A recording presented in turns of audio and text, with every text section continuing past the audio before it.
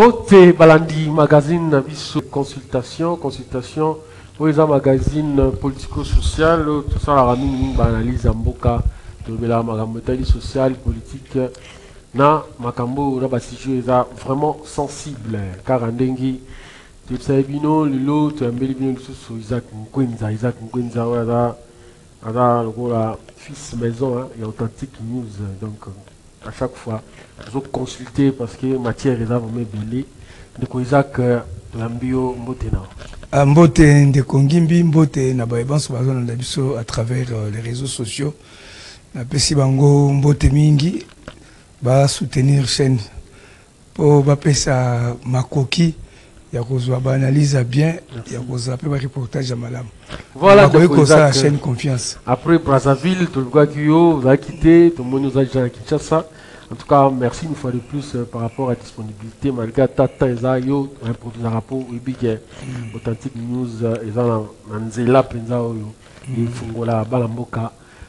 Alors, si j'ai tout lobila lelo, Imboka, Tobeta du solo, il y a retrait à Rwanda, na CEE, donc Tobeta du solo, il y a documentaire américain, Basadi par rapport, il y a implication il y a Rwanda la guerre il y a Est Tourbeta Masolo il y a la révélation il y a moi Mboka Jean-Pierre Bemba Sali par rapport il y a Moïse Katumbi par rapport à Joseph Kabila Tourbeta Masolo il y a réquisitoire il y a procureur Constant Firmin Vondeo à Sali par rapport il y a assigné autorisation de l'Assemblée nationale pas poursuivre Constant Moutamba Tourbeta Masolo il y a ville à Kinshasa assainissement pour balayer, le voir tout ça dans mon amboka Isaac, Azapena bien chargé dans l'eau, bon vous appelez la matière. Alors, moi amboka Isaac, Ngwenza, tout bitement masolo, il y a en actualité, retrait, il y a Rwanda, na communauté CAC, tout bitement masolo, est-ce que tout le monde a une victoire diplomatique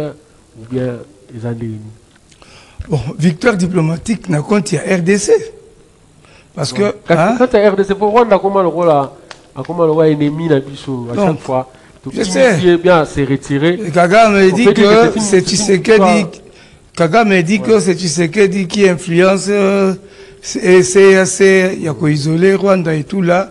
Et si c'est dans ce sens que Kagame se retire, il y a victoire diplomatique.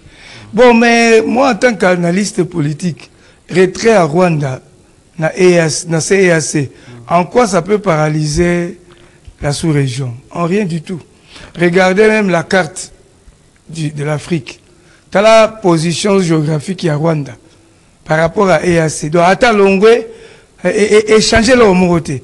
Donc, il y a un impact moroté à Tamukete. Au contraire, c'est lui qui pouvait bénéficier de la CAC. Il est d'abord Rwanda. C'est un pays qui n'est pas riche, disons. Pays le roi Congo, la CAC, pèse, Congo-Brazza. Gabon, pèse, on a pétrole. Rwanda, n'est l'autre. On a diamanté, on est l'autre, c'est-à-dire, attends l'ongwe, et changer l'ongwe. Donc, à pénaliser la communauté. Donc, il y a des locaux, il y a malonga, la communauté ne gagnerait pas Rwanda. Mais à l'objet des communautés instrumentalisées par... Même à tes instrumentalisées. Donc, du fait que Rwanda a se retiré na CAC, comment on dit, communauté, et ça l'a dérangé. Maintenant, la chose comme on a biso RDC.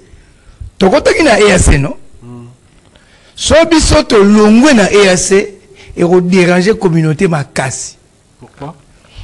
Au lieu que ceux qui disent que na EAC en 2023 dès le lobby si balancer monnaie unique il y a EAC.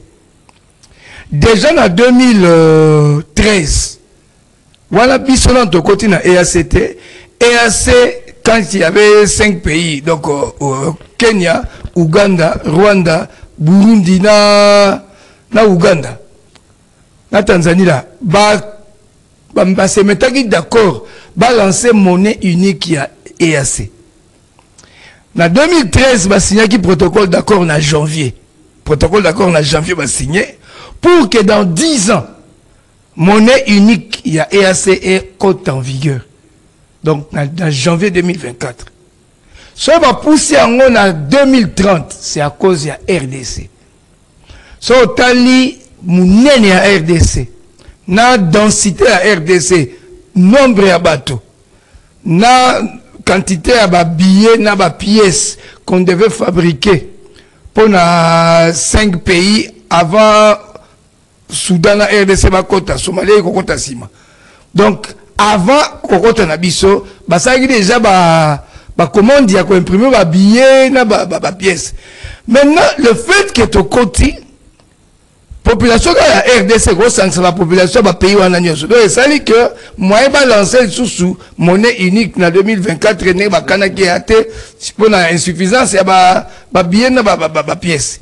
Ils doivent encore multiplier pour que, tant que va lancer en haut, et que va pousser en 2030, et Coca-Cola va payer sur EAC. Ça veut dire que Rwanda a pesé, au moins, il attend au moins na EAC, na CAC, et un non-événement. Il y a un non-événement de Kungimbi. Non-événement. Ça dit ça, c'est important. Il va déranger. C'est ce pays, le Congo-Brazza, à Kolongwate, soit à Longwe grave. Gabon, soit Gabon, Longwe est grave. Même le Cameroun là. Mais Rwanda. Mais Rwanda, peut-être sur le plan géographique, mais le Rwanda, ils ont parmi les pays ils ont émergé en Afrique. Rwanda. Bon, vous savez, c'est là. Au moins, émergence à Rwanda. Il y a un troublé, bazo mené biso guerre, comme na souka. Tout ce que le Rwanda a eu, ils ont eu na Congo na Est. C'est pas un secret. Tala avant d'entrer à Afdel Awa. Zoa photo à Rwanda na 97. Zoa photo à Burundi na 97. Burundi, Rwanda, République centrafricaine, bah à peu près na niveau Moko na 97. Tala depuis Kabila na pouvoir le Joseph hein, na 2001-2018. 18 ans là Tala Rwanda n'engé comment? Boom économique. D'ailleurs bah que ndekona Rwanda Kabila wa zalaki awa. Yo connais Bisayo. Yo mais le Kabila ça wapi? Non, les lois ça wapi? Azabi ça veut dire quoi? Azana ba M23 na Goma. Ça dit à rejoindre Mboka na Yeba Tunaye. Ça je le dis à la télévision. Parce que ni tété Kabila tikela Kagame zwana ndengo lingi. Mais depuis Tshisekedi a un pouvoir stop. Ndememi va troubler le soutien angolais. Alors, tu as tapé sur il y a un documentaire, il y a NBC sur l'implication, il y a Rwanda dans la guerre à Est. Impact sur les relations internationales. Et Zali gravissime. Au moins, Kagame Zako Wanga. Rwanda ou bien Paul Kagame a déshabillé sur la scène internationale. Et Ali Bilembo, il y a faim, il y a guerre. Kagame Zako Wangana. Alors, que Basodani Bazana RDCT, ce sont des Congolais. Les problèmes de la RDC sont des Congolais. Image des belé. Par exemple, on a évité ça pour les Congolais. NBC, National Broadcasting Corporation, il y avait américain. Ils ont pris 3 ans. Il y a quoi enquêter sur Rwanda. Bache ba satellite. Ba filmer même ba cimetière oyo. Kagame azaki bozako yoga ba lobi que ba soda Rwanda ba kufi mingi na guerre Kagame lingite na Rwanda mutasa la matanga te tout.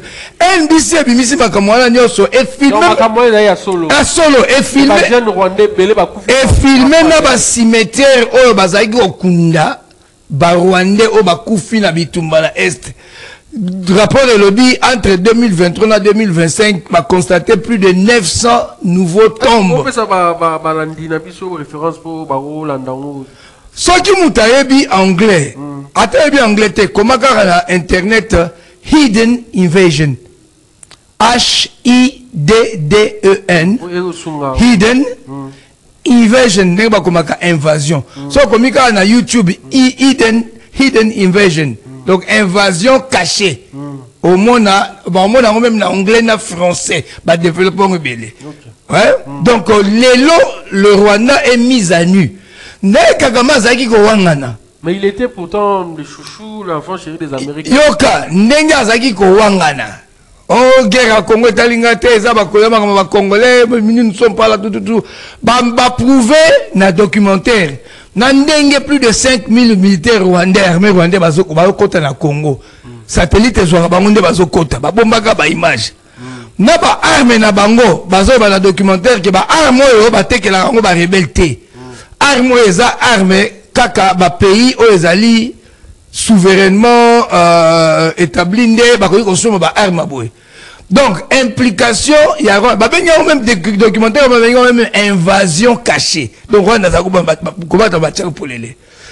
sur le plan international les Olaxanine au moins il y a pas longtemps président Ramaphosa Afrique du Sud à les États-Unis Donald Trump a mis ses liens documents donc dans la télévision et pas non qu'on a aux agriculteur blanc bon plus de 51 oh bon moi Ramaphosa so wanga là Trump a mis dans ba preuve tala oh azaki ta ba preuve ngo pe la misele boy Ramaphosa chaos différence défense le lope Kagame documentaire va publier et clouer à ko wanga na toutes les preuves évidence yango yo oza koyom oza en guerre na Rwanda. Mais la conséquence sur le plan diplomatique, le qu'on appelle RDC a commis un conseil de sécurité, comme membre non permanent, il y a ONU là. Donc on a dit même au Konzambo qui a payé même couronne de fleurs na ministre des Affaires étrangères Maman Wagner que on peut s'appeler Mbote pour ses efforts diplomatiques et tout là. La RDC aussi va influencer l'ONU pour qu'on puisse obliger à Kagame de retirer ses troupes.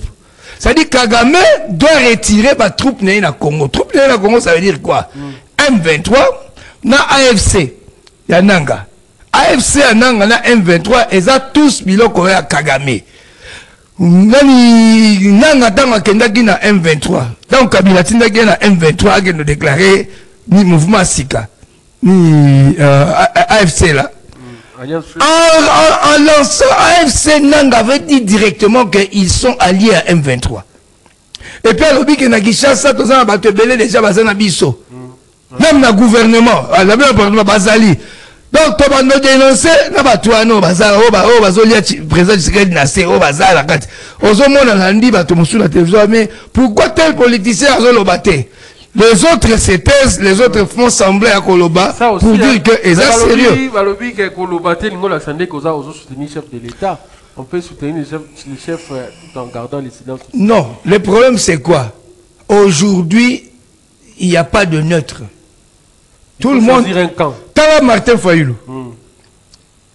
Aujourd'hui, le Congo est divisé en deux.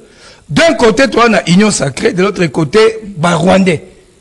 AFC, M23 sont des Rwandais. Et puis, bateau, va combattre RDC depuis tout le temps. C'est toujours le Rwanda. Il y a aussi les fils du pays. Tant tout le monde a Bananga, tout le monde a Henri Magie, Jean-Jacques. Yokane Bissau. Yokane Bissau. Des alliés partis négatifs à RDC. Au moins, Afdel Tangoyaka.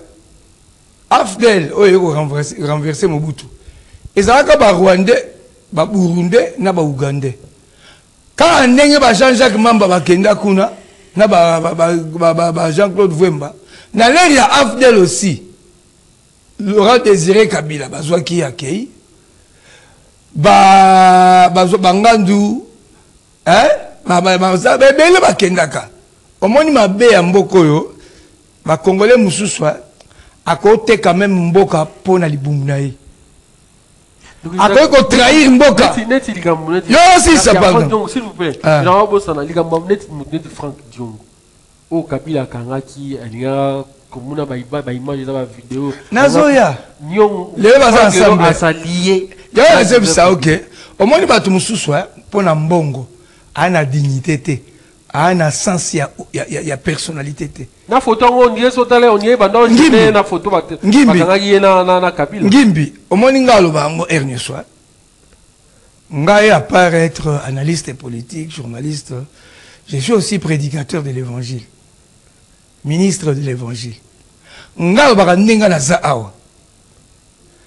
Même ata ba proposer ngai 10 millions de dollars na kota na AFC na kota te zela ya bisao omoni tala nani ngimbi nazo bandela ba proposer nga 10 millions yoro ça exactement ça dit sachez que ezala batu mususu il est issu d'une famille intègre noble lokola ngana lobaka le nom que je porte Ngwenza mon père était noble mon père était intègre qui parmi les politiciens en 1960 oyo bazako kende ba voyage ba ko zong sambongo etikali c'était pas comme des détourneurs ya lelo mutake voyage pendant frère de mission et qui mbongo etikali ko zong apene bandele bando sala même ngai la tikala mona ngone bandele ya na zebi sao que il y a un problème ya souche au utawapi de quelle famille de quelle éducation mbongo c'est bien 10 millions mais conscience na yo tango bazomona ngala bandeko na ngala télévision na commune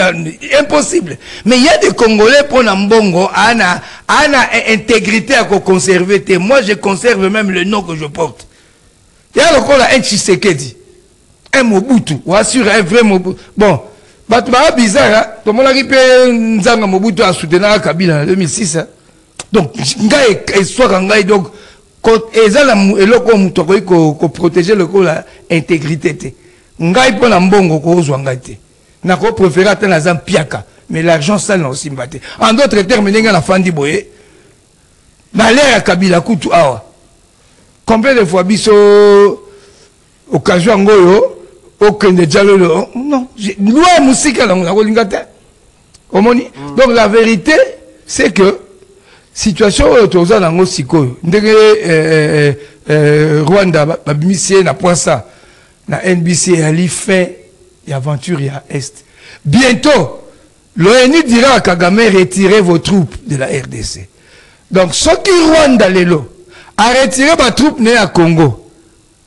Ça veut dire que bazo zonga na Rwanda côté Bauta, na ba Jean-Jacques Mamba, na ba Kabila, na ba Nanga, bango so ba zonga na Rwanda.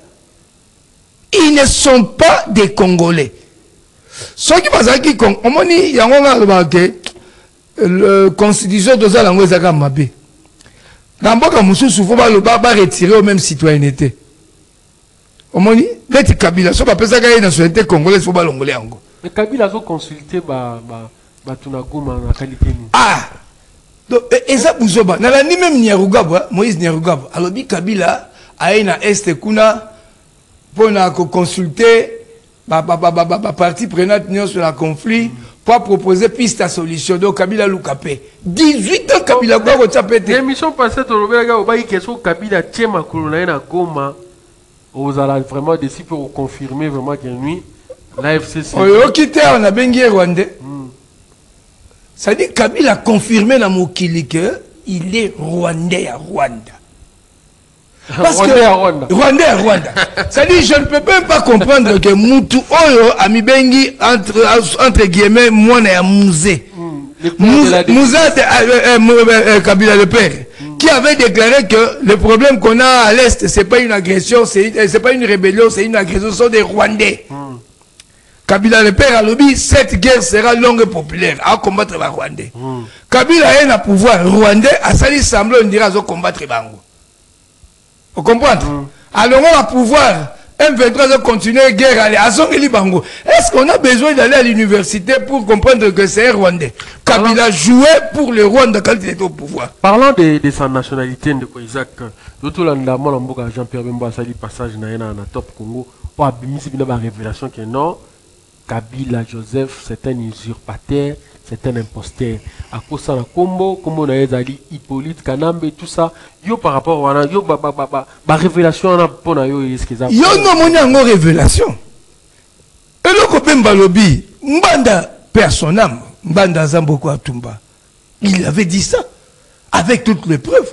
Mbanda qui moutoua un service à renseignement Kabila il passe à terre. Oh Jean-Pierre Bemba Lobi ça sikate bato tout ba fa na poto ba yebi. Ba Congolais belé pe awa ba yebi. Et le manango na ba cité partout ba yebi.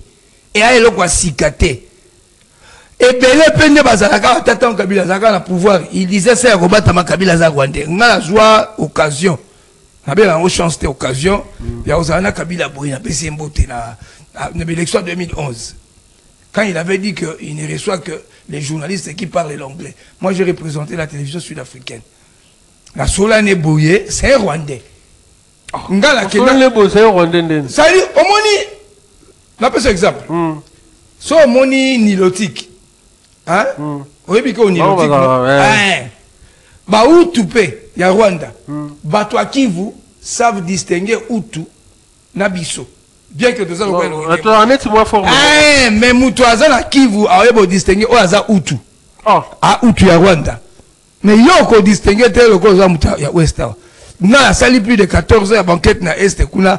Les gens de l'Est peuvent dire que Oaza Hutu ya Rwanda. Ozomona. Kabila Mbanda avait révélé que comme on a Hippolyte Kanambe. Kabila ya a Congo en 1997. Na Afdel. Congolité n'est Zawapi. Il n'est pas Katangé. Et là, Moutouma na Katanga, a Kyo Bageno na Tangana Kabila to Kolanae. Kabila ya na Afdel Ao. C'était Rwandais. Tout le monde parce que ce Kabila Zaki Rwandais, comment pensa yo ex-chef de l'État pendant 18 ans. Ceux qui osent pensa solo pour combattre M23. Les lots hôtel et Molobi que non, les revendications à M23 sont légitimes. Différence c'est ça. Et là on dit M23 ça qu'on défendre tant que ça qu'on réclamer tant que ça qui n'a pouvoir. Na on va réclamer tant que ça qui n'a pouvoir et que ça n'est là on dit. Et là que ça passe comme moi ni de Kongimbia. Bah congolais. Bah ndeko mususu ya pasi. Nga otolanda Mike Mukeba ya na Bosolo, il m'a écœuré. Quand un Congolais prend le langage à Rwandais, le quoi Mukebaï, tu sais ce qu'il a dit? Bah tout nié, que le problème à conflit à Congo et ali, et au sa lecture il y a problème à conflit. Ah bi problème au M23 sima mundu karobi hein, biso ba Congolais to linga ba tout cité. Donc azui et le colo Kagame ba inculpa même Bekalobi que ma Congolais ba linga ba tout cité ba lingo boma bango yango ba tout basi munduki et puis Mike Mukeba azolo ba to bombe longité to linga ba tout cité so tout ba tout so baza ba vanda ka na Gombe so tout ça qui na masina kuna ba boma et tout au moins il m'a bien politicien le quoi Mike Mukeba au moins mutu so ça comme corrompu c'est fini. Est-ce que na Kivukuna, les gens qui sont au Kivukuna, balinga ba tout cité. Ba vivana bango. Ba vivana bango. Ba botana tout ça. Ba vivana bango. Na Rutshuru Masisi ba tout si baza ebele muko. Congolais mon côté alinga ka po matutsi. Ata o bas ne mukeba biko ba tout baza na Gombe ya lokuta. O surtout tout ils sont là na Kingasani ba bomaye. C'est faux. Na yebisa na batwa, c'est faux. C'est que Mike Mukeba a dit que ceux qui va monter tout si na machine à bomaye le kuta. Au moins ici là, kanda oyo batbaza lango sur Kagame.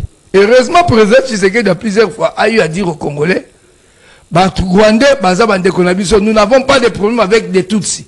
Nous avons des problèmes avec un régime ya Kagame. Tout c'est un message qu'on fait na bango.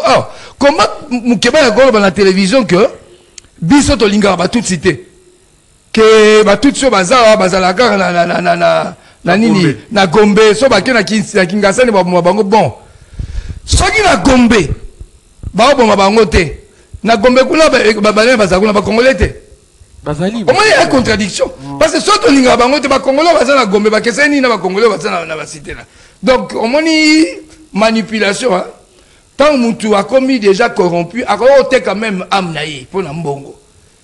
J'étais vraiment écœuré. Langage qui n'a pas bombeki que M23 va signer Minduki parce que baza ba minorité bon. Soit obito zo alobi que to va tout citer yango ba signer Minduki. Bon ba que ça ni na ba site minier. Problème ya Rwanda et Ali baba nyamulege était faux. Et encore moins ba FDLR. Ba FDLR ba kota en 1994. Ils se sont mêlés la population. Il n'y a pas un camp à Est au camp FDLR. Ce camp FDLR est à la gare. Nenge M23 bazwa ki goma na ba Rutshuru nde ba 6 bango na koboma. Ba boma ba FDLR rebelle na 97 tangu FDLR kota kiao. bomba bango ebele baza okunda bango na cimetière moko ya côté ya Kiwanja nini champ à café na kenda balaksanga champ à café. J'étais en train de faire une enquête, j'étais avec un journaliste américain en 2013. On est venu travailler enquête sur M23. Donc kenda tina Kiwanja balaksi biso cimetière esika ba tutsi rwandais bazako kunda ba utu ba FDLR bango akoboma. Et puis bango ba baza ba bon tueur ba tutsi. Bon tueur ngo banini. Quand il y a eu génocide na Rwanda, génocide ya ba utu bazoboma ba tutsi. Pona utu tutsi faut exterminer. Tutsi ya mwasi, ya bébé, ya mubali. Même en temps mwasi aza zemi, a tutsi otobole mbelina mwana anado faut éliminer ba tutsi. Wana ba utu. Et à ba conflit rwandais à congolais. Donc utu la Rwanda tant azoboma tutsi, faut exterminer race wana. Ata bébé ya tutsi ya koboma ye, ata mwana za kate boma ye. Wana kasi ba utu te eza culture ba rwandais. Ils sont des tueurs. Ba rwandais ne akozwa mbele ya kobomo sanini. Congolais pas mu mamuta ya passe. Mais rwandais a kobomo ko sans pitié ke ngombe. Donc ba utu ba utu tant bazo ba tutsi na Rwanda. Ezala bébé. Et à la moitié à Zemi. Et à la mobali, oh, nous soit tutsi koboma. Maintenant, bah, tutsi, bah, on va zaka, bah, tuer et à bien. Tant bah, qu'on venger, bah, tutsi, bah, utu. So, bah, nanda, connaît, bah, utu, bah, zawa, bah, on va bomara mamate, na banate. Bah, on soit papa, ou ya zamukolo. Na moi, nous, a commis déjà à 18 à 20 ans, bah, zu, bango, à kena bango. Bah, bon, maman, on peut l'ennemi soit famille, te. Nenge, utu azoko akozwa tutsi a violé na miso ya tata et tout et puis abomi ya ke bango te ba tutsi bakoyaka ba enlever papa na mwana wa kwa mukolo ba kena bino. Donc famille o batikali babaka ah to fandaka mukolo moko bayaka bazwa papa na ya depuis ba kenda tile to mona bango te ba ke bomo bango musika na kati ya zamba bakundi bango ka. Mais donc les conflits là banda ya nini soko limbola pe ba. Wana et ali ba conflit interne entre Hutu na Tutsi banda même Abiyarimana na pouvoir. Omoni le grand problème avec Est Yamboka. Tout conflit à deux tribus à Rwanda bayena ngo na Congo. Donc, biso la Congo, tous un problème. Conflit à Est et Kuna, ba Hutu, voilà. Tant ba robike, oh non, ba simi minduki, pour ba FDLR, baza na Congo. Gouvernement, il y a eu des erreurs diplomatiques, bah, qu'on reconnaît, ba FDLR, bazali. N'est-ce que ba FDLR na Est et Kuna, bazala kate. Que quand ba FDLR en Gonde, ba yaka na 94, ils ont raté, ils ont raté. Ba Tutsi, oh, ba Kotana Kabila. Na 97. Na 97. Ba silisa ba FDLR. Ba FDLR o bazale lokuna. Bazaka sou ba FDLR. C'est-à-dire bazaka sou na mindu qui te soit tabala congolaise. Bazala kata population. Et ça na kamoko te ke o bango o ba FDLR. Ne par exemple na Braza awa. Na Kintele. Il y a tout un camp ya ba Rwanda. Ba benga ngo Rwanda. Na Congo Braza. Il y a qui je crois ba tout ba kima ba Hutu plutôt. O ba kimaka à l'époque. Bah personne bango esika na Rwanda comme réfugié. Réfugié ça dit moi quoi kota kuna na mundu kité. Réfugié azaka na mundu kité. Baza epelé. Oyebi ke kana bango yango ba benga ngo Rwanda. Na Est quand ya ba FDLR ezalaka te. Na kenda plusieurs fois 2005 jusqu'à 2018 na luka quartier ba FDLR rien. Ba relaxo peut-être individu que oh ayaka mais on mona ke ayaka à telle date, au moins que quand na bango ça n'existe pas. Mais au moins on va sûr que non, bah si mundu qui prend ba FDLR, autant que ba FDLR bazawa, ba déstabiliser bango kuna. Et puis pendant plus de 2 décennies, et ça entend mukolomoko ba FDLR ba sangana ba continue à Rwanda ba guerre. Non.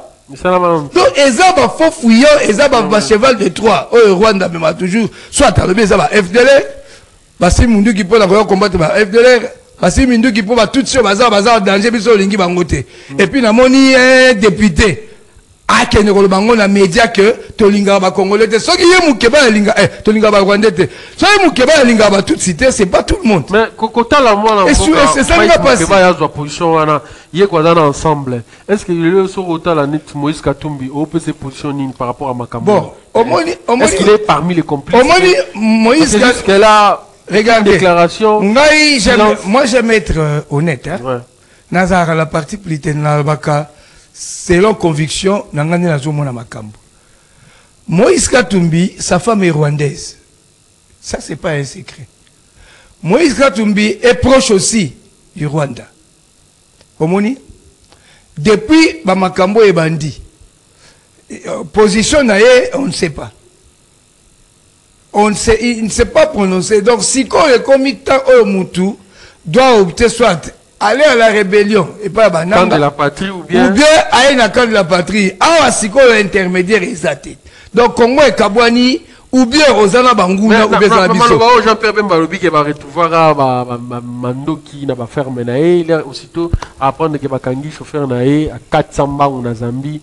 Yo, grosse analyse par rapport à propos n'a pas fermé naé oui. Là Bakangi chauffeur naé, bah yo retrouver ba arme. Omoni Jean-Pierre Bembanga mona ke lokwa président Tshisekedi na sens nini.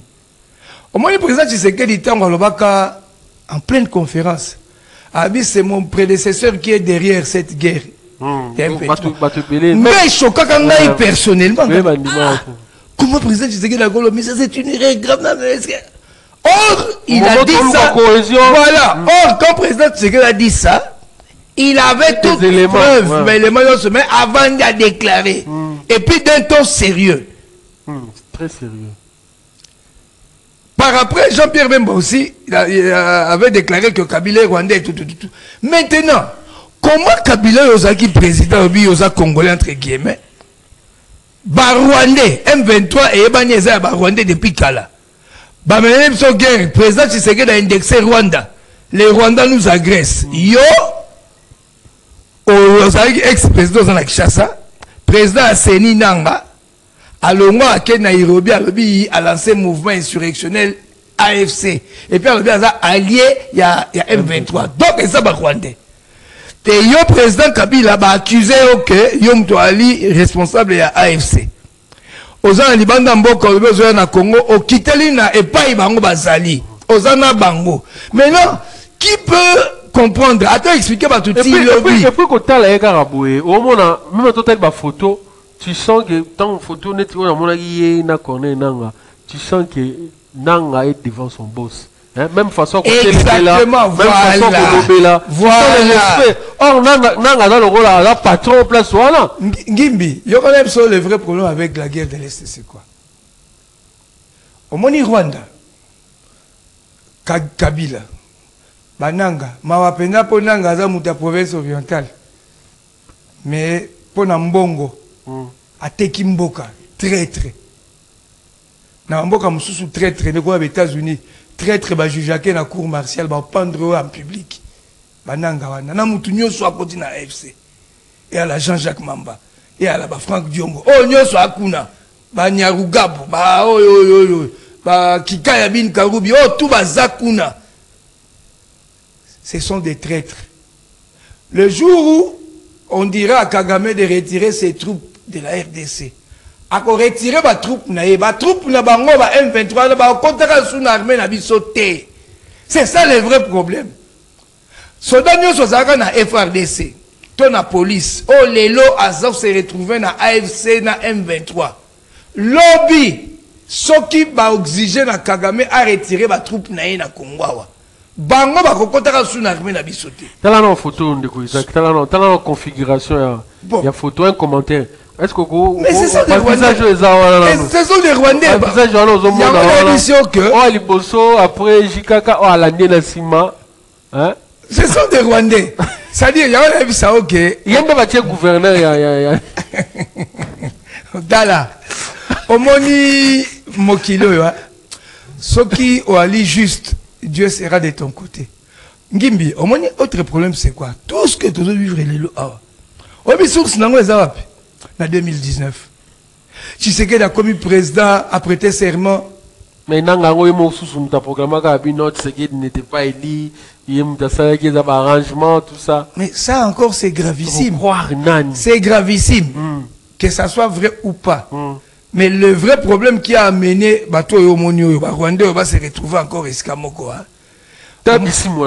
Omoni na M23 na 2019. Voilà, bah signé d'accord Tango président la réunion la bango. T'as les postes. Voilà. Bah signé président c'est a prêté serment en janvier 2019. Et comme il a mai juin à sali voyage na est a que nous remercier ben lecteur naï au ba votaki. Tu sais que la commune a béni. Alobi, trop, c'est trop. Cette guerre à l'Est doit s'arrêter. Même s'il faut laisser ma peau pour que la paix revienne. Liloba, oh, tu sais que Daloba, la 2019, wana yangone mais biso problème toi nango lelo ya ba rebelle oyo. Problème na bango il tala. Problème na bango, ozomona. Patron yewana mukonza FC, oh coordonnateur na Sima. Tout est clair. Ah baza oh eza hôtel Iusi. Na ibe hôtel na Goma. Eza Iusi. Hôtel Iusi. Omoni? Oh ya na Sima wana kuna alati ba lunette wana. Bon, je sais tout simplement que ce sont tous les Rwandais. Le problème c'est quoi? Omoni bazo ça la confusion hein. Ba éviter que Yesu akufa na kwa kamba la moko. Yesu akufa mbami balete. Rébellion au banana est et eti ebotoli pouvoir na ouest ka afdel et kotikala ko sa masute timu kile suka. Ah mais ba on va déterminer so landi nanga lobi yoga na bisayo et on peut ngala tout presque yo en tant qu'analyste est-ce que guerre wala to retrouver un peu la Kinshasa ndenge donc le ba yoga so na bisayo hein guerre yo ils ne peuvent même plus progresser. Pourquoi? Parce que ils sont déjà dévoilés. Baza déjà dévoilé. Rwanda zaiko donc oh tozo mona baba marionnette bango nyoso. Oh musuzu oh nyaruka muti nasima kuna. Yete. Bango nyoso bata M23 bango ba Rwandais. Ça dit problème ça que ils ne peuvent plus avancer pour la ligne. Aventure na bango ça déjà publié exposé na mukili. Documentaire américain va publier et Zinisi Kagame. Yango mona était troublé à se retirer na CAC. C'est-à-dire, Moutaroyo qui a sauté. On va seulement lui dire retirez vos troupes dans Congo et Sili. Qui va dire ça? L'ONU. Et puis, ce n'est pas la première fois. Il y aura en 2013, à M23, c'était comment? Ils ont eu aussi l'ordre à Kigali, bon, on a Bougonaga, na Ouganda. Bon, ça a en Ouganda. Mukoto yeb sabino bozonga bozongi. M23 ezongela na ken nanzela nini? Nanzela Bounaga non? C'est quand on a pengana bango qu'on dit à l'époque na l'ère Mamadou, ba elisi bango bolongwa na Bunagana boko se réfugié na Ouganda. Ba kenda na Ouganda ba fanda wana. C'est là que l'Ouganda est aussi complice. Ba s'entraîner na ba fanda wana. Ba soda musu ba uti Rwanda, ba na Ouganda na ko renforcer bango ba koti. Donc tout ça là ce sont des Rwandais. Malheureusement leur aventure est déjà connue. Congolais ne soient yébi. Le vrai problème, c'est quoi? Tant que c'est dans le but que trop, c'est trop, cette guerre doit s'arrêter. Même s'il faut laisser ma peau pour que la paix revienne, je le ferai. Bah, quand ça, c'est dans ça la blague. Homme politique, dans le bango, il connaît sur la télévision, bah, juge un homme politique sur base des paroles T. On juge un homme politique sur base des actes qu'il pose. Si c'est que la pose qui va acte. Oh, ils ont l'accepté que tato a blagué, tétan a blagué, trop c'est trop guerre au facile. À Taliboso, tu sais que la posé avec Anini. Tu sais que les 2 ans, Monique, Nabata FCC a dirigé bien, il a rompu l'alliance. A rompre l'alliance dans FCC. 2 ans après, Monique a moyen a décrété état de siège. Ah, donc, a remplacé l'administration civile, l'administration militaire. Donc, ça sérieux, à zone aussi sa guerre. À ceux qui ont été. À ben si ma rebelle l'union so. Oh, baba, groupe armé locaux. Bama ya Raïa Mutomboki, Raïa Sheka, Raïa Zabuloni, tous les maïmaï. Avec ce moment à Nairobi, puis nous aussi même Minduki pour Ani Baninga en Congolais. Soit les Cambodgiens, Botika Minduki. M23 autre qui m'a comme le moment ici là, Bazara Ouganda, Babana Kuna. M23 5 a participé. Gouvernement Boyakande Bayo contre la Bunagana. Omoni, à part ça, Bamoni présent, c'est que la Congo ou bien les jeunes. Boya contre une armée. Ah bon? Donc, Tato a l'ingé l'armée. Il fallait que Mboka Bongo, sans armée, tout Kagame Soka l'ingé contre si c'est que un esprit à l'ingé réorganiser l'armée, Azou sous Jean-Pierre Bemba, ministre de la Défense. Bah, non, Tato a l'ingé ça. Dès accentuer et tout là, territoire parce que dans le cas où on émission Kabila avait détruit le système de défense Yamboka et dit que aboma armé, moi tout se défendre les alatés. N'est-ce armée est en préparation. Il y a un moment même dans le gouvernement, dans le langage, soutenons les FRDC, les Ouazalendo et la réserve de l'armée. On a espoir dans la réserve de l'armée là. Réserve armée hollandais au Big Samboko. Réserve armée ça va gêner, on va recruter. Bango pe malala malamu, faut batia bango musika la malala gopola. OK. Omoni, musika la malala gopola et qu'on sauve mboka lobby. Omoni. Ndo moni situation comme il est là. Mais la vérité et qu'on souka kaka nenge et souka liboso. Ndeko ngimbi peut-être yo yebitenga na yebi. 2007-2008, Rutshuru. Drapeau Moussou et Matakana. Et puis ça Congo. Ça viendra un temps. Après l'aventure, après les Salamaka, les sous-to confirmé. Jamais, Timou qui les souka. Bako Komaka va jamais. Jamais Penza. Bah, y'a bien, on peut même pas Moko. Quand on est basé dans Goma. Parce que, bah, réussir ça qui a retourné ça, bah, Souda. Il y a Rwandais dans la carte armée. Bah, Rwandais, nous sommes basés dans RCD Goma. Bazalaka, Nord, Kivu, Sud, Kivu. Donc, est-ce que vous avez un Rwandais? Ceux qui t'ont préparé armée, nous avons préparé armée Sikolo. Dans les années qui viennent, armée, KI, opération militaire, on est sûr qu'il y a aussi là. Mais on a dit que par la voie diplomatique, comme Bazar la bango marionnette, comme Makamboya Kagame va mettre à nu, l'ONU dira seulement à Kagame retirez vos troupes dans l'Est. Il y a un compté dans l'accord. Moi, je crois à cet accord-là. Cet accord va nous apporter la paix, je crois.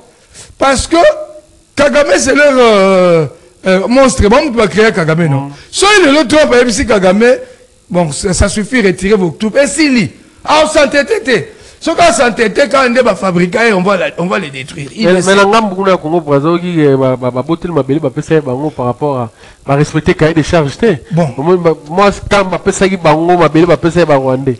Au moni, quand le gouvernement Congo Brazzaville, et puis ça qui Rwandais Mabéliwana. Bah Congolais à Brazzaville, personne n'était d'accord avec le gouvernement. Bah député, bah convoqué même premier ministre dans le Parlement. Mais malgré que le ministre de la coopération internationale et la promotion du partenariat public-privé, son excellence Denis Sassou Nguesso, que je salue aussi, bien qu'il a même essayé d'éclairer l'opinion que Tote qui m'a belé na Rwanda, mais Ali contrat pour passer la bilanga, tout ça, il y a un peu de Malaisien, de Sud-Africain, et ça, Rwandais. Malgré ça, les Congolais à Brazza, ils d'accord. N'engé gouvernement, c'est-à-dire que les Rwandais, ils sont biso. Bango pe na Brazza ba koma ko banga bi que peut-être un jour ba ko lamka tongo ba bi que Kintele ko mabele na biso ou bien côté basali. Ndenga gouvernement ya Brazza annulé ngo c'est très bien. C'est une bonne nouvelle pour la biso. Donc c'est une manière aussi d'isoler Kagame de manière diplomatique. Tout évolué parce que tout le monde déjà talonné na tango ngongyo qui ndi to beta cela ya discours ya Martin Fayulu alors aussi gérer dialogue moko za connaître 5 na SCC. Vous êtes favorable à la proposition? Netinga, personnellement, naza favorable à Nangote. Pourquoi? Mais naza favorable à la position de Martin Fayulu de rejoindre Tshisekedi. Par le biais du Kanyaka.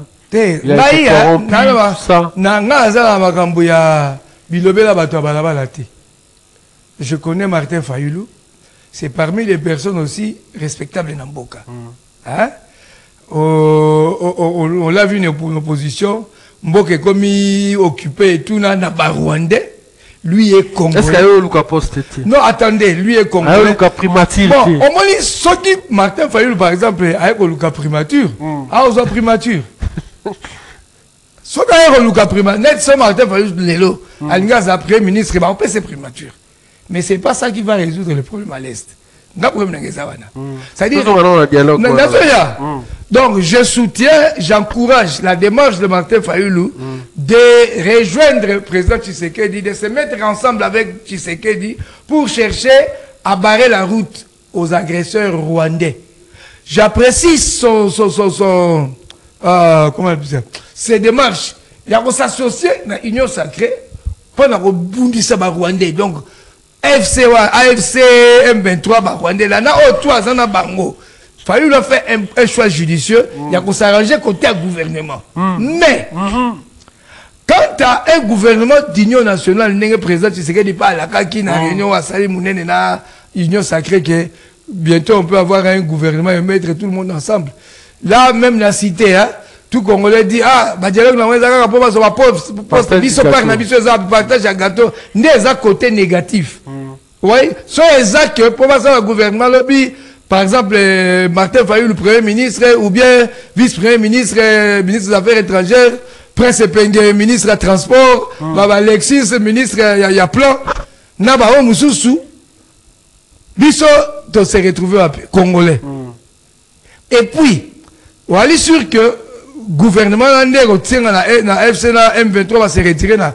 Est et comme même là le mon côté donc ça ne sert à rien je soutiens l'esprit à Fayulu l'esprit patriotique à Fayulu même na ba Congolais à mati sous côté na on sait que oyaza moins na mboka aye na côté à Tshisekedi mais ce que les alliés pour passer le gouvernement a comme premier ministre va kota yo le baka bozale tinganga yo bandaka so ezali po ya Kabila po beka so ezali pas comme premier ministre Fayulu est primaturable à cause de la premier ministre il remplit toutes les conditions mais ce que linga za premier ministre eza choix naie ozomona eza choix naie mais ce que eza pas la premier ministre je ne pense pas qu'il y a un dialogue il y a 5 ans j'ai placé ça pardon a un dialogue à 5 ans parce que Fayulu n'a zana so eza que Alinga za premier ministre, premier ministre, ça ne nécessite pas que 5 ans bafandi.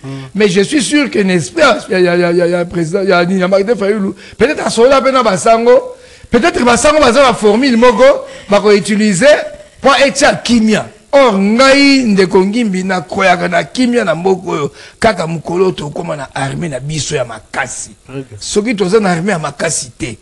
Ata basali dialogue papa ba dialogue combien de monde na mboko conférence nationale to mona et chanzanini San City basali même dialogue balobi que plus dialogue inter-congolais balobi plus jamais congolais moka ko simba mindoki te pour na koma la pouvoir mais après San City to moni toujours ba rwandais basimba mindoki na CNDP basimba mindoki na M23 tile ka ba rwandais donc problème ya Congo a ezali ba rwandais congolais nyoso oyo accueilli et pas à Rwandais à traître.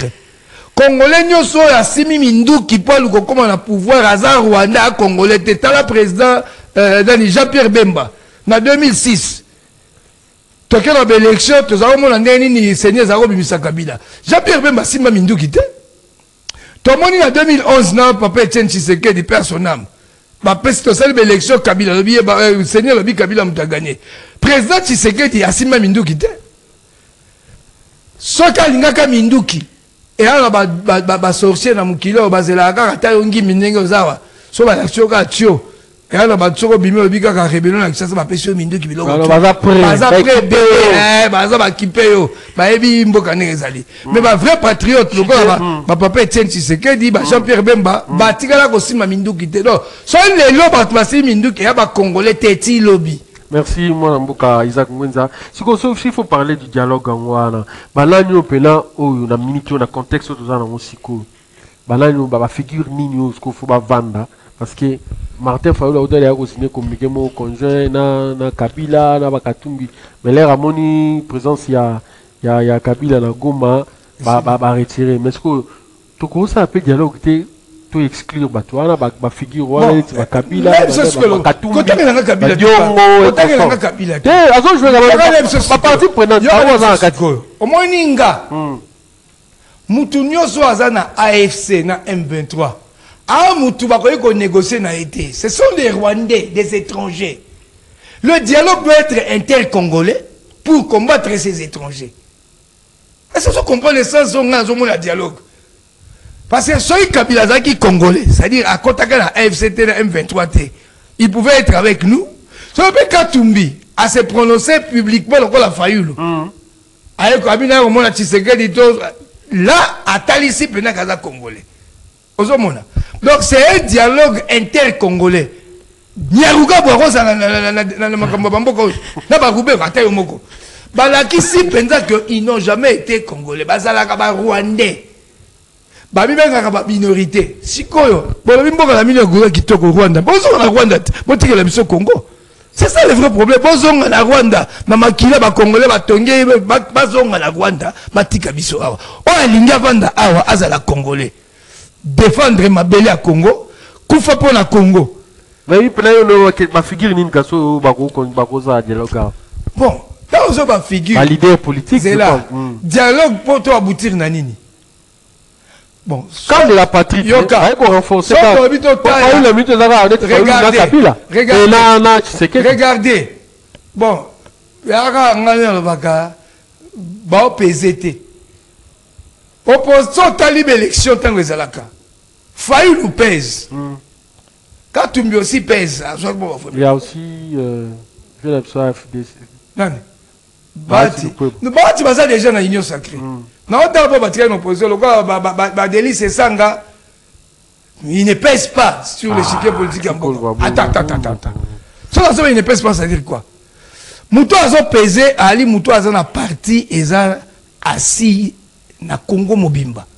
Nda a pesé. Un mot d'ordre, bah Congolais va Kolanda. Mais quand on a l'idée sectorielle, peut-être na Tchanguka Kande idée sectorielle. Et quand on a sectorielle, donc on a peut-être ou bien par exemple na dit Bengele côté na bino. Mozitu peut au moins Mozitu en tout cas na Gungwa na Bandundwa a opposé Makasi. Donc il doit être là. Bon, donc on voit ma Congolais Mozitu Badeli Sanga nani susu. Oh, tikalo yebi ke bon mais bele va compter la union sacrée. L'opposant penda baza soumingité. To tikalo to mona mingi ba Délice Sanga ba Devos ba Jean-Marc Kabund par exemple. Jean-Marc Kabund la congolais. En fait ngalo ba boye. Mboko eza lokola ndako ezu moto. Ko tuna te na pelisa ki moto oyo. To bomangona. To bomana nu moto. Nde esprit a failli moi je soutiens. Après, so to tika na mboka na biso to sali siko ba élection mutu na mutu so lingo pesa candidature comme président au pays et surtout que président Tshisekedi c'est son dernier mandat. 2028 il n'est plus partant selon constitution mboka.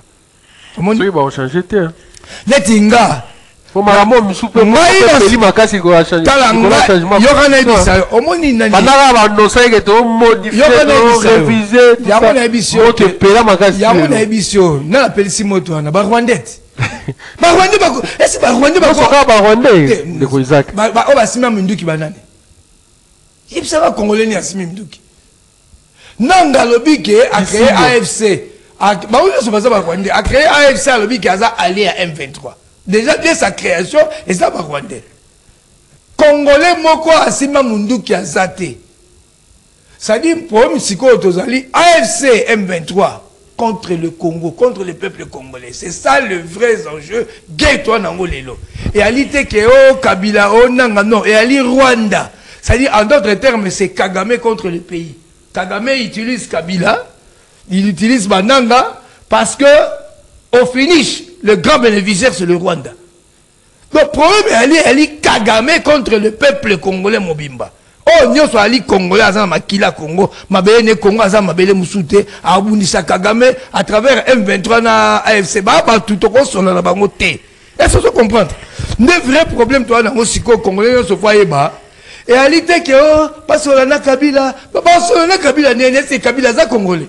Soit ce qui Congolais, à Rosal Makambo Salité. Bon, pour la Rolukanine, Mbongo. Kabila za multimilliardaire ana mbongo be sali Kabila za amour makila amour ya mboka kota uta nde memi ekuna amour ya makila ya Rwanda na nzoto nde memi na AFC parce que zali kolanda mbongo lokola bandanga ba Franck Diongo banani nde toko comprendre Kabila ne pouvait pas entrer là-bas après on va ndata sénateur via va na lo bakana eta vani na ye tande to no be ngaye ke lo bakata va neti le lo bakata va na ye que a se prononcer penza pour l'Afrique du Sud, ils ont soutenu Tshisekedi, revendication à M23, ils allaient légitime et tout là. Et puis, à Kekuna, Mais ça, on n'a pas besoin d'aller à l'université pour comprendre que et amour en boka parce que hier azolu kambongo te. Par contre, ba Jean-Jacques Mamba, ba Franck Diongo, Nzala, ndeme mbango. Merci moi Mboka Isaac Ngwenza, je pense que tu as quelques points kaka pour tout clôturer l'émission hein. Tout ma tobeta nous masola il y a ministre biso Constant Mutamba yo lobaki ke non procès yo ils ont ndenge yo monela ki to analyser ki l'expérience aux ala on a mbota politique. Mais les lots makamde ezokindi la bakomosa motorisation pene ya ba profit siko yo omona na politique na yo analyse yo zala ngwa omona makambo procès ko kindi ndeti. Bon omoni balobaka na lingala maye ninga na pamba te. Il y a pas de fumée sans feu. Yami Balé Mutamba ministre de la justice. Tangu député, Willy Michiki Balobi, Mutamba ministre de la justice, à côté projet de gouvernement, il y a prison d'une valeur de 39 millions de dollars. Et puis Balobi, marché, entreprise de Rotonga, prison a gagné marché, on a voie légalité. N'engé loi à passation de marché 5. C'était une signature d'un contrat de gré à gré. Au lieu de par l'appel d'offres, première irrégularité. Yami Balé Balobi, 50% en bon déjà c'est bimi, plus de 19 millions. Et c'est bimi la banque. Et il y a déjà la compte qu'on a Rockbank. Troisième greffe Balobi, entreprise a signé contrat wana. Balobi c'est entreprise turque. Willy Michigalobi bango ba député. Bakenaki na Turquie. Pour que nous vérifier viabilité entreprise wana et entreprise fictive et salakate et ça na manette. Toyoki souka dans les réseaux sociaux, Balobi il paraîtrait qu'entreprise wana soit ce qui a belle-sœur ya Mutamba ou bilokma ndengwana. Si toutes ces choses s'avèrent vraies, que entreprise au mbongo eza comme on a bango la carte ya banque et que les entreprises viables et affectives, c'est-à-dire réalité physique, et ça gravissime pour la Mutamba. Autre chose, on a soutenu la immunité pour la Moutounion à conduire la carte du gouvernement. Quand on accorde l'immunité aux autorités, que ce soit parlementaires ou ministérielles, le fait que vous bénéficiez de l'immunité, il y a des choses que vous ne pouvez pas faire. Tel que détournement, imagine-toi, il y a un ministre ici, dans le gouvernement, dans l'ère à Kabila, pour un sextape. Pourquoi? On est bien, non? Parce qu'en tant que ministre, il ne pouvait pas faire ça, n'a drapeau en boka na sima. Ça dit, tant déjà Moutou, aux aspirants à gérer la chose publique. Sache qu'il y a des choses que yo, au Sengeli, au Salate. Le coup la kofuta mutute soit salio musala. So mutasalio musala faut foutailler. So aux ministres ou députés mutasalio musala fouti était ça grave. So aux ministres aux avant à ministre aux avant que ne chetemba na boîte de nuit hein. So comme on so niveau la ministre mutoko que ne boîte de nuit. Excellence. Hein. C'est-à-dire, ils ont la bisika au yoba comme on a ôté, ceux qui osent aspirer à gérer la chose publique. Paix à son âme. Moutouloukou a pas pété un tisséquet. Pourquoi on est dans la boîte de nuit? Pas tout le monde a pas de nuit. Au comment on est dans la boîte de nuit? Et pourtant, en tant que moutou, en tant que citoyen, à quoi n'est pas dans la boîte de nuit. Mais quand vous êtes appelé à gérer la chose publique, il y a des choses que vous ne devez pas faire. Batounio, ça va causer la mousse Sophio. Ce qui se passe, il y a des gens à Bouzoba. Et là, on va éviter, mais on va éviter en côté. Mais il faut pas l'immunité au Samba. En tant que citoyen, j'attends l'immunité. Ce que vous allez à solo, prouver et puis jusque-là, on pourrait parler des tentatives de détournement. Mais on ne parlera pas de détournement parce que jusque-là, bon, on a touché. Omoni, bon a touché a touché na nous. Donc les éléments constitutifs, il y a infraction, il y a détournement, ne sont pas réunis. Donc on ne peut pas parler de détournement pour le moment. Parce qu'à détourner le côté. On peut plutôt parler de tentatives à détournement. Tentative, oui. Ouais, donc tout le monde dit que nous, Abimisi, on peut aller à mon maintenant, va toucher, va dénoncer avant que Mbongo Eliama. Donc, côté on a, bravo, na batu Abimisi, Bakamboyo, parce que va veiller sur Mbongo Mboka. Donc, Bakende, on a de 20 ans, naïba ne procès aux alamais. Non, Isaac Ngwenza. Non, c'est pas la caca, bafungola instruction, ba entendre, sur le procès, ba sambissier. Soit va condamner, va condamner. Soit quand on a quitté, va quitter. Tout le monde a la procès il y a 100 jours. Et qui n'a pas 20 ans. Après, va quitter 13 ans. Après, à quitter. Donc, la cassation va t'aller de ce abino et à l'autre. Ça aussi, c'était ridicule. Donc, tout le monde a justice, a continué ça, parce que ceux qui sont allés à solo, Moutamba, lui, suggère peine de mort pour détourner à deniers publics. C'est lui qui avait dit ça, non? Oui. Soit Mouta détourné a proposé peine de mort. Soit ils ont solo peine de mort et bande pas n'imoko. Merci mon amboka, tout comme il faut na souka, tout comme na souka, tout ce qu'il y a sujet mort ya villa Kinshasa, ils ont mon amicolo, ba braquage, tout mon appel assainissement, bazo buka ba wenze, bazo buka ba bandaku, ba construction anarchique. Placer un mot en tant qu'analyste. Bon, au moni braquage. Bon. Congolais, Nyoso Azolanda, biso ba parents d'être aux responsables. Il faut que parents Nyoso a veillé sur Bana. Parents Nyoso a veillé sur Bana, qu'on ait le temps d'échanger avec les enfants. Malheureusement, ba parents Moussous, le premier il est 30 à Solana Banati. Azolanda 23 heures fatigué, Abima 7 heures.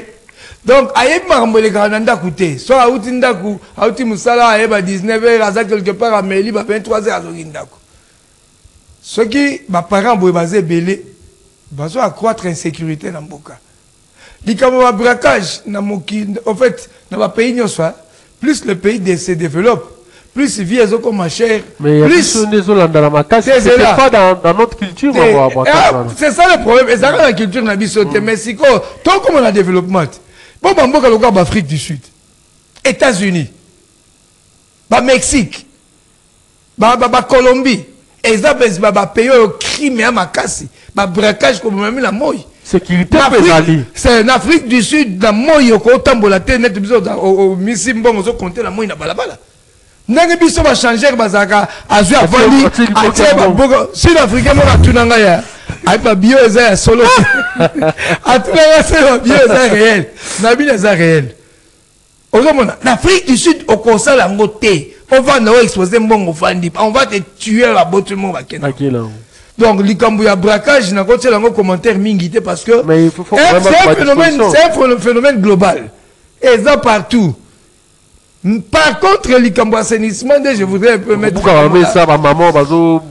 Bon, moi je pense que. Moi je pense que. Côté on a condamné hôtel de ville. Et là, côté préavis ou bien quoi viser. Pour mettre na rompo Victor au monde de Babouki. Il paraît là téléphone. Sokingai. Nazara qui conseiller à Daniel Bumba. Ou bien conseiller. Il y a un ministre, conseiller, il y a un gestionnaire de la ville. On ne peut pas le faire. Vous pouvez communiquer dans les médias partout. Vous pouvez une semaine. Oyo nyonso azana mesa na balabala. To vous êtes sûr que va ça la garantie. Basala ngwapi.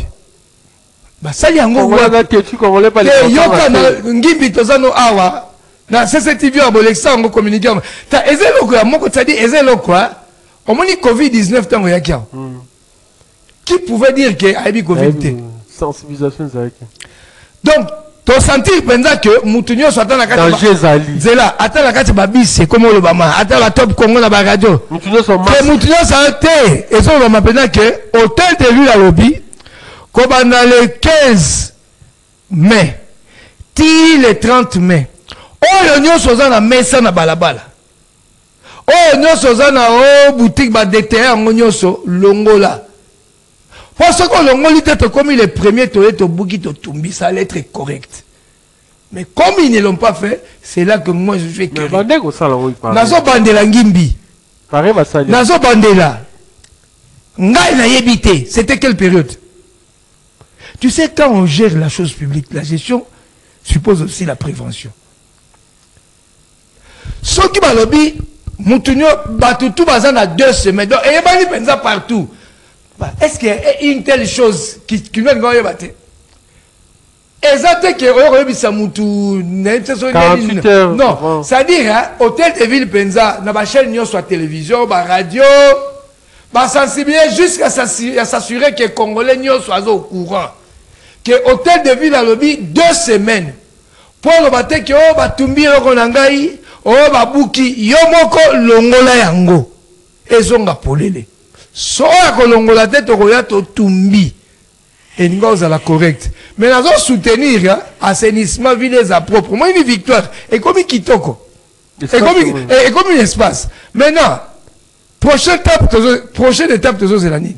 Embellissement, tout ça. Ça dit nenge babuki. Il faut engin et évacuer la saleté que nous bois wapi. Troisième étape, il faut que et comme ma place publique, c'est-à-dire asphaltage très bien. Ndenge a la gare centrale les ali, ndenge za na place royale, ndenge zali na place place des évolués. C'est-à-dire ndenge zali boso parler du peuple. C'est-à-dire asphalter partout. Population sentir que non, hôtel de ville avec un réseau, il y a beaucoup ah attendez comme qui toko propre, mutu pas comme la somme ya robot ata papier nassé. Mais ça ezaka babuki. Batiki ka bongo la molaki na bokasa. Ba babuki banini sans suivi ndeza mabe. Il faut ne babuki wana tout monde a musala sikoyo. Ba asphalter bien. Bah nettoyer très bien comme propre comme sika bon créer peu encore à part que sika ba novanda ndenge za na limité 4 minutes voilà donc victoire peut passer la bongo et comme sika ba vanda ba so la que et à la sika ndenge comme il est là où merci vraiment mon mboka Isaac pour na analyse hein. En tout cas nous te remercions infiniment. Un mot de la fin par rapport à journal Lelo moi Liloba peut-être moi question moi tout n'a quitté bon parce que tout débordé vraiment merci Netinga ezaka un message ya patriotisme na lancer pour na ba Congolais nyonso au moins net ozali awa ba te belé ba zo comprendre te guerre autoza nango sens nango et tout là na ça ba Congolais boye ba que guerre autoza nango lelo. Il y a une guerre entre Kagame, qui représente le Rwanda, na RDC Mobimba. Oh, nous sommes allés Congolais, Monguna Amoko, Rwanda. Oh, azali représenté na supplétif na AFC na M23. Nde binemi ya Congo. Oh, azali Congolais. Oh, azali na AFC. A se repentir, abima zonga siko. Ça ba Franck Diongo ba nani ba Jean-Jacques Mamba ba Nanga ce gars lukata moya kima aya la kisasa ya kosenga pardon ba Congolais la limbisa na ye ba olimbisa bango mais ce qui ba tikalika kuna moi je crois de tout mon cœur que dans les jours qui viennent pour boyebi Congo te ba Kolo Congo vont réclamer Congo za ndenge ya laka ka ndenge ba M23 oyo ba zwaka Ruchuru Bazwaka Bukavu, se retiraka. Ngonge Koya, se retirer. Mais bon, besoin de la rébellion, ata ba soda na biso bazaka na FRDC. Police azaka la police nationale à côté pa na bango. Akena bango na Rwanda, mukolo ba ko Kagame retirer ba troupe na Congo. Bilonyo so boza kuna bozonga na Rwanda esika bouta. Merci. Oya aza Congolais, ta la grâce ezali yaka na kisasa yako senga pardon, bakolimbisa yo ozonga Congolais. Voilà. Donc que guerre ezali entre Kagame na Congo. Et ali AFCT et ali M23 donc binemi na biso. Et a bango ndeto yebake. Tant que to neutraliser bango te moyen mboka na biso to développer bango ezala te bango pour la Rwanda ali guerre pour la survie Ce Rwanda, ça n'est pas guerre économique quoi. D'ailleurs, c'est quoi. Banda Tshisekedi a un pouvoir à priver et bilo au Kabila ça ça. Merci Ndeko Isaac Ngwenza. En tout cas, émission ici consultation de tout consulter Ndeko Isaac a PSI a éclairé en tout cas fongoli biso mémoire bino boye bine bosinga Ndeko Isaac na ba commentaire bo finga raté o amoni ge Ndeko Isaac azokosa aye on a un argument parce que injure et ça va pour la bateau, bah un problème. Voilà, il y a un argument, manque argument. Voilà. Il y a beau finir raté, tout le monde a un mot qui finit peut nous tout tenir à ça. En tant que Congolais, si souvent réfléchir. Nason a dit Kabila Rwandais, c'est sur base d'un acte à poser. Alors, Nason Mouto Fingi, échanger.